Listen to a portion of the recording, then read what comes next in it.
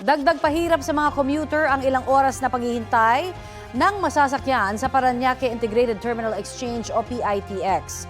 Nagbawas kasi ng biyahe ang mga bus doon dahil napakamahal pa rin ng mga produktong petrolyo. Balitang hatid ni Bam Alegre. Siksikan ang mga pasahero sa bus na biyaheng Cavite sa Parañaque Integrated Terminal Exchange o PITX patungo Naik, Cavite. Limitado lang kasi ang mga biyahe ng ilang bus sa PITX dahil sa sunod-sunod na mega oil price hikes. Ang guro na si Rose Ansore, 5 oras naghintay sa pila kagabi para lang makauwi. I've been here since 7 p.m. po. Ano daw sabi? Bakit ito ganito? I don't know, wala po akong idea. Nakapila lang po kami. Nakatulog na nga po ako habang naglalakad paunti-unti. Opo. Kanina sobrang pagod. Buong araw rin nagtrabaho sa housekeeping si Gemma Daganta.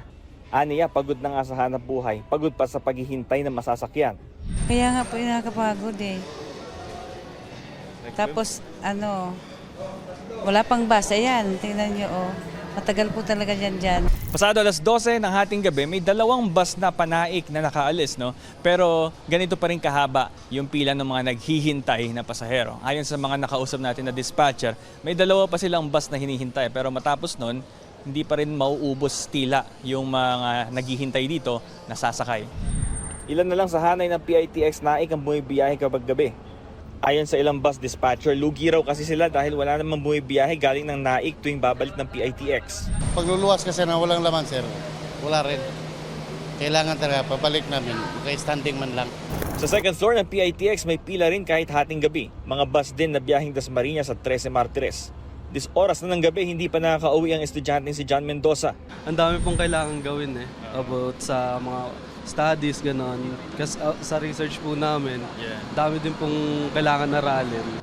Punuan din ng biyaheng ito na minamaneho ni Monico Amaro. Last trip na raw niya ito. Pero may mga pasahero pa naghihintay sa pila. Ang hirap kasi sir, sa mahal ng krudo.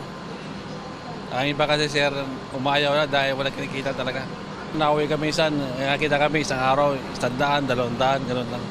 Bam Alegre, nagbabalita para sa GMA News.